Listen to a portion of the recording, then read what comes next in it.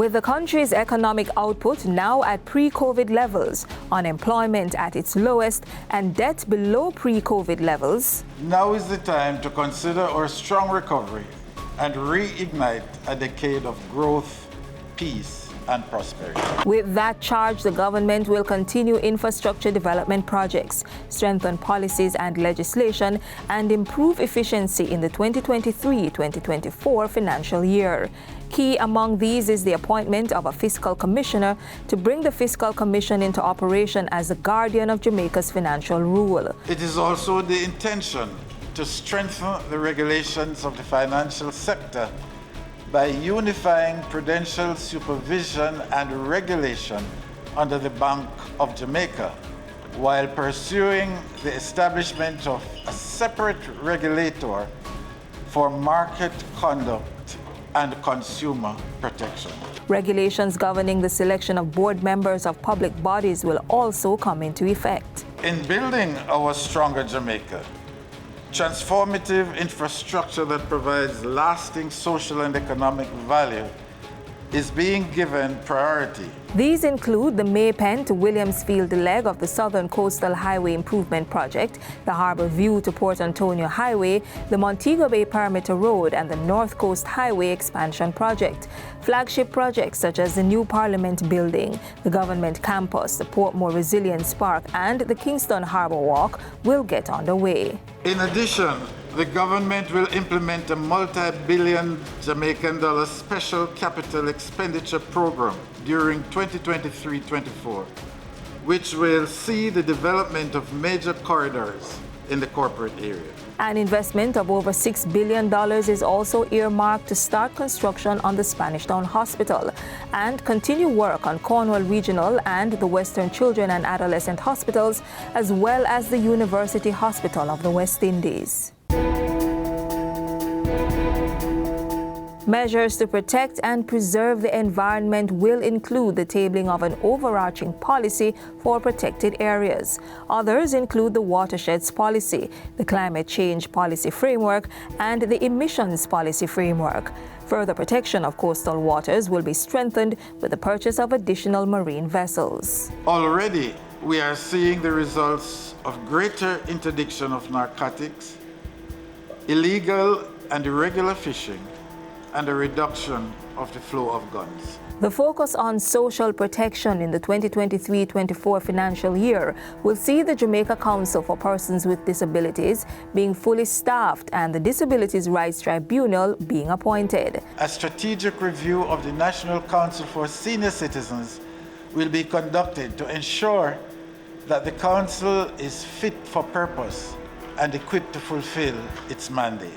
Recommendations of the 2019 actuarial review of the National Insurance Scheme will be presented to Cabinet for tabling in Parliament.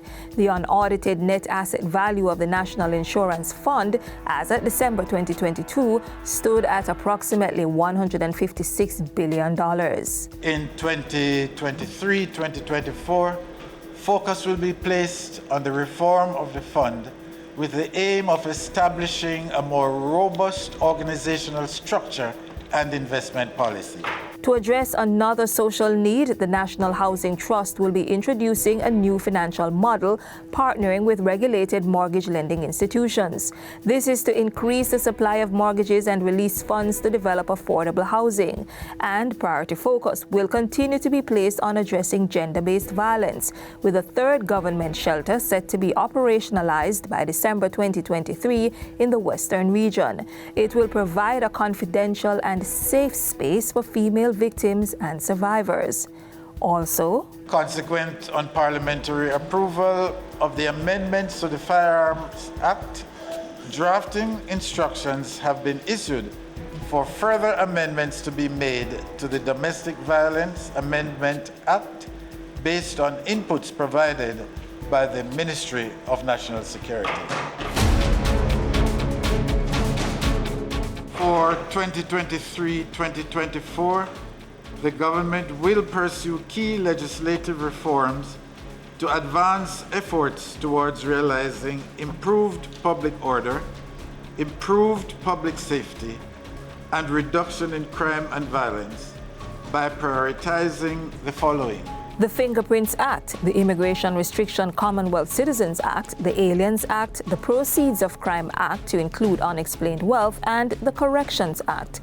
These are among 30 pieces of legislation critical to several sectors that will have the Houses of Parliament busy navigating their passing. A few others include the Rent Restriction, Port Authority, and Harbors Acts. There are also the Jamaica Teaching Bill, which is now before a Joint Select Committee of Parliament, amendments to the Education Act and Regulations, and the Child Care and Protection Amendment Bill. The Ministry of Health will be focusing on the Tobacco Control Bill and the Food and Drugs Amendment Bill, among others. Meanwhile, the Ministry of Agriculture and Fisheries will seek to repeal the Plants Quarantine Act and replace it with the Plants Health Act, in addition, tackling amendments to the Agriculture Produce Act. Further amendments will be made to the Criminal Records Rehabilitation of Offenders Act, commonly called the Expungement Act, the Employment Agencies Regulation Act, the Civil Aviation Act, the Local Governance Amendment Bill, and the Counties and Parishes Amendment Bill. The new bail bill, which is now being reviewed by a Joint Select Committee of the Houses of Parliament, will provide an improved legislative framework, or rather an improved legislative framework for bail when passed into law, and will assist in the fight against crime. A major part of the policy agenda for fiscal year 2023-2024 is the continued implementation of the new public sector compensation reform.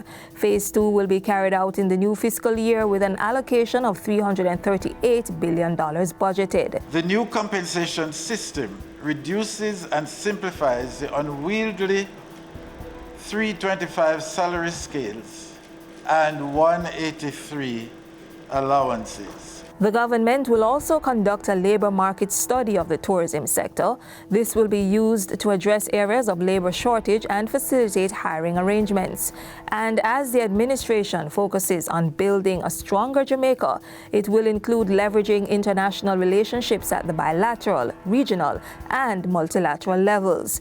This is to secure support for the country's social and economic development objectives. Let us create a future deserving of generations to come.